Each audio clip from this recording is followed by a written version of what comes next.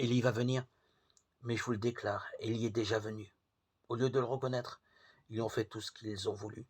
Le Fils de l'homme, lui aussi, va souffrir par eux. Les disciples comprirent qu'il leur parlait de Jean-Baptiste. Matthieu 17, 12, 13. La figure d'Élie a profondément marqué le peuple d'Israël, la force de sa foi, sa vie d'union à Dieu, son zèle infatigable, ses nombreux miracles, son élévation au ciel dans un char de feu. Tout fait d'Élie un personnage hors norme propre à soutenir l'imaginaire d'un peuple.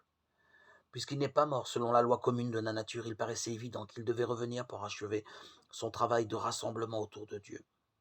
Aussi les croyants attendaient-ils son retour, et c'est ce que confirme la parole de Jésus. Élie va venir pour tout remettre en place.